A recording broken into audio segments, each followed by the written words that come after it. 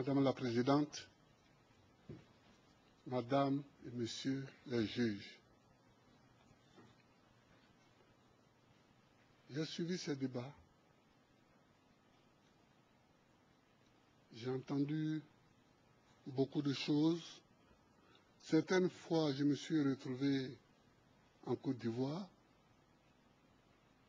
mais d'autres fois, je m'en suis trouvé tellement éloigné. D'autres fois, je m'en suis trouvé tellement éloigné. Tellement les questions qu'on posait étaient loin de ce que nous avons vécu. Et je me suis dit, pourquoi dans la justice moderne y a-t-il des camps retranchés? Parce que sur beaucoup de questions, aussi bien l'accusation que la représentante des victimes, que vous-même, vous aurez pu m'appeler, j'aurais pu donner des informations, ne serait-ce que des informations que vous aurez pu vérifier après, mais pour fluidifier le raisonnement. J'aurais pu dire beaucoup de choses sur des petites questions. Par exemple, quand on dit il a signé un papier pour déployer l'armée. Jamais. J'ai signé un décret pour que tous les FDS soient mobilisés. Mais c'est une pratique qui date de 1961, qui date de l'époque où l'armée a été créée. Le chef de l'État peut, en cas de trouble, signer un décret, parce que la police, c'est la police, ensuite il y a la gendarmerie, mais si ces deux forces sont totalement submergées, elles peuvent appeler l'armée en renfort. Et donc, pour ça, le président de la République signe un décret qu'il donne aux différents chefs. C'est à eux d'utiliser l'armée ou de ne pas l'utiliser. Ça dépend de ce qu'ils pensent de la situation. Donc, c'est des choses pratiques comme ça et petites qu'on aurait pu expliquer quand le chef de FDS est venu me dire la situation à Bobo, il y a les soldats d'IB, je pense que c'est eux le commando invisible, donc on ne sait pas comment ça va aller. J'ai dit qu'est-ce qu'on fait? Il dit bon, signez toujours un décret et puis on va regarder ça et si on n'en a pas besoin, on n'en a pas besoin, mais si on en a besoin. Donc, il y a plein de choses comme ça. Et puis, il ne faut pas me donner des parents que je n'ai pas. Je crois qu'on veut faire comme souvent en Afrique, comme en Europe, vous dites les Africains, c'est comme ça, ils gouvernent. Je ne gouverne pas avec ma famille. Moi, je suis chef de l'État, président de la République. Ma femme, elle est députée. Et Kadé n'est pas mon neveu. Le mot neveu est un mot français. Il y a des neveux ici qui sont dans cette salle. Mais Kadé n'est pas mon neveu. Il a été ministre de la Défense, ministre délégué à la Défense. Il était mon conseiller. Je ne gouverne pas avec ma famille. Peut-être que ça se fait comme ça ailleurs en Afrique, mais pas en Côte d'Ivoire, au temps de Gbagbo. Ça veut dire, il y a des petites choses comme ça qu'on aurait pu éviter, ça alourdit pour rien l'atmosphère, et ça nous empêche d'aller immédiatement au fond du problème. Madame la Présidente, toute ma vie, et ça se sait non seulement en Côte d'Ivoire, mais dans toute l'Afrique et dans toute la France politique, j'ai lutté pour la démocratie. J'ai demandé à mes avocats la semaine dernière, je leur ai dit que je voulais vous envoyer, vous amener tous les livres que j'ai écrits sur mon parcours. Ils ont dit que c'est trop tard pour introduire ces livres-là. Mais quand on aura tout fini, quel que soit le résultat, quel que soit ce que vous déciderez, j'enverrai un lot des livres de Gbagbo au bureau du procureur. Je vous enverrai un livre des livres de Gbagbo, parce que, en fait, c'est ça, l'homme. Il marche, mais il laisse des traces sur le chemin qu'il parcourt. Comme ça, on peut le retrouver. J'ai lutté pour la démocratie, et c'était au moment où nous ne savions même pas si le mur de Berlin allait s'écrouler. Nous ne savions pas ça. Donc on luttait avec un courage. Mais on était convaincus que nous-mêmes, on n'allait pas voir la démocratie triompher. Mais le mur de Berlin s'est écroulé et nous a aidés à gagner la victoire du multipartisme et de la démocratie. Non, c'est pourquoi je voudrais simplement dire, et je ne vais pas aller plus loin, je voudrais seulement dire que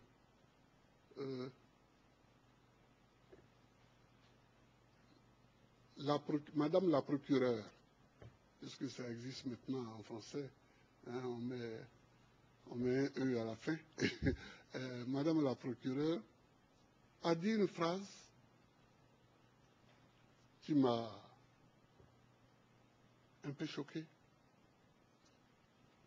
en disant que nous ne sommes pas là pour voir qui a gagné les élections et qui ne les a pas gagnées.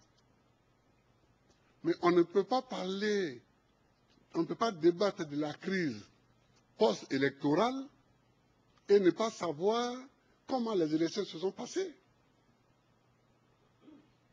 Qui a gagné les élections?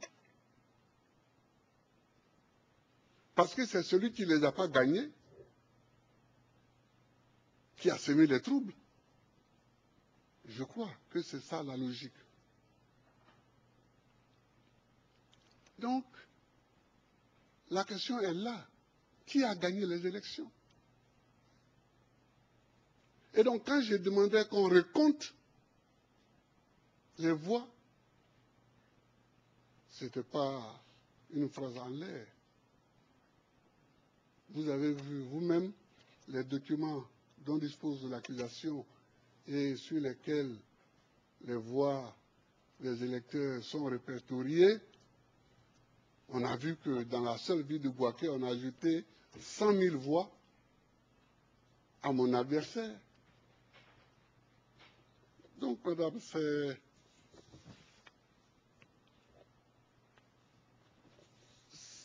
ça le fond de la question.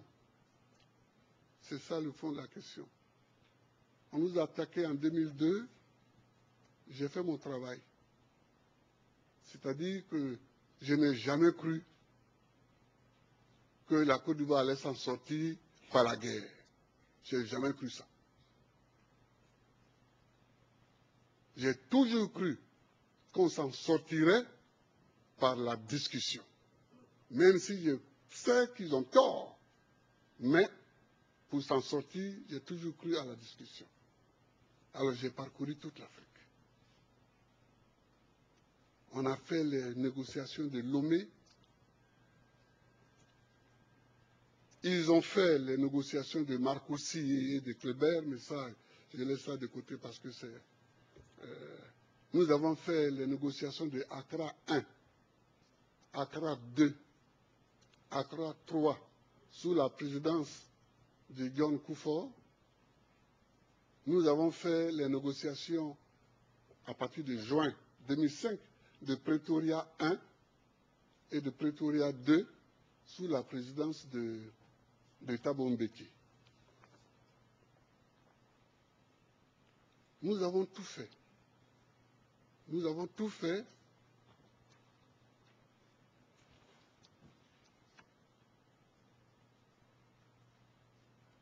Nous avons tout fait pour que la discussion avance. C'est à Pretoria. C'est à Pretoria que j'ai demandé à Thabo Mbeki de m'aider à trouver une solution légale pour que Alassane soit candidat. Parce que ça empoisonne la situation. C'est à Pretoria en 2005. Nous nous sommes retrouvés, Thabo Mbeki, Konan Bédié, Ouattara et moi-même. J'ai demandé à Ouattara de faire la traduction, entre Thabo Mbeki et moi. C'est là que je leur ai dit que ça ne me gênait pas que Ouattara soit candidat. Mais comme mon électorat aussi est là, donc il faut que Thabo Mbeki nous écrive à nous tous à Abidjan pour que après je puisse prendre une décision. Je n'aime pas l'article 48 de la Constitution. C'est comme l'article 16 de la Constitution française. Ça donne énormément de pouvoir. Mais ce jour-là, j'ai pris l'article 48 de la Constitution et j'ai permis à Ouattara et à Bédié, d'être candidats. Donc, madame, voilà ce que je voulais vous dire. Voilà ce que je voulais vous dire. Nos pays, nos États, et ce sera mon dernier point, sont fragiles. Nos États sont fragiles. Et chaque fois qu'un chef d'État européen ou occidental me disait « Faites la démocratie en Afrique », je lui disais « Nous avons besoin de la démocratie, non pas parce que vous le dites, mais parce que nous-mêmes, nous avons effectivement besoin pour construire nos États. » Madame, regardez la Côte d'Ivoire. Si nous n'employons pas la démocratie, comment nous allons choisir le chef de l'État? Il y a à l'est, adossé à la frontière ghanéenne, les Akans, qui ont un mode à eux pour choisir les chefs de village ou de canton ou le roi.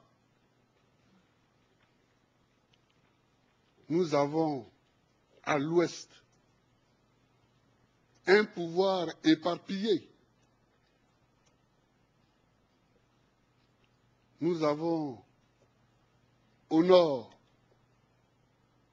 les Malinqués islamisés qui se regroupent autour des mosquées et à côté d'eux les Senoufos qui se retrouvent dans les bois sacrés.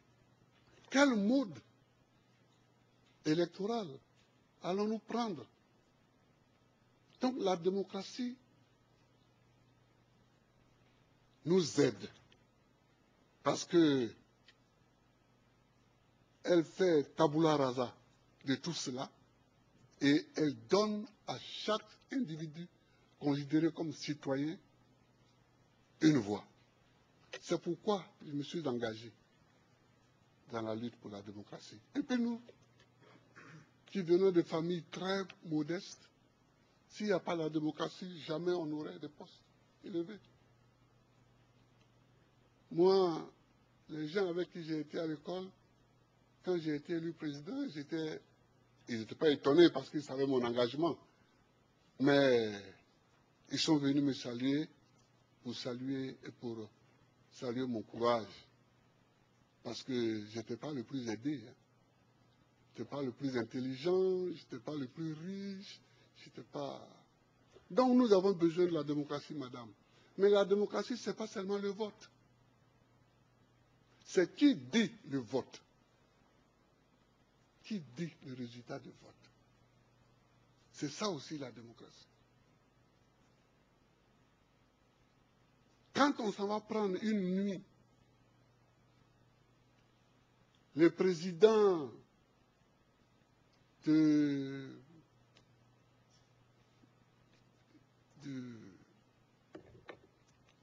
groupement électoral, qu'on l'amène dans le QG électoral d'un candidat, qu'on invite une télévision étrangère, on lui dit de parler et on le filme, et on diffuse ça dès le lendemain matin, ce n'est pas très démocratique, ça, ce n'est pas la démocratie. La démocratie, c'est le respect des textes, à commencer par la plus grande des normes en droit, qui est la Constitution. Qui ne respecte pas la Constitution n'est pas démocrate. Madame, c'est parce que j'ai respecté la Constitution qu'on veut me mener ici. Alors, bon, je suis là, mais je compte sur vous. Je compte sur vous parce que je souhaite que tous les Africains qui me soutiennent et qui sont tout le temps ici devant la cour, devant la prison, qui sont dans leur pays en train de manifester, en train de marcher, tous ces Africains-là, qu'ils comprennent que le salut pour les États africains, c'est le respect des constitutions que nous nous donnons et des lois qui en découlent. Je vous remercie, madame. Je vous remercie, monsieur. Ceci conclut les observations finales. La Chambre a déjà annoncé que les partis et les représentants légaux communs des victimes doivent avoir la possibilité de présenter des observations écrites en rapport avec les questions examinées au cours de cette audience de confirmation des charges. À ces fins, la Chambre décide que les procureurs et les représentants légaux communs des victimes doivent présenter leurs observations au plus tard le 14 mars 2013. La défense, quant à elle, doit présenter ses observations écrites au plus tard le 28 mars 2013. La Chambre souligne que les partis et les représentants légaux communs des victimes doivent limiter ces observations aux points qui ont été discutés lors de l'audience. En ce qui concerne l'extension des observations écrites, les partis et participants peuvent présenter un document de jusqu'à 40 pages.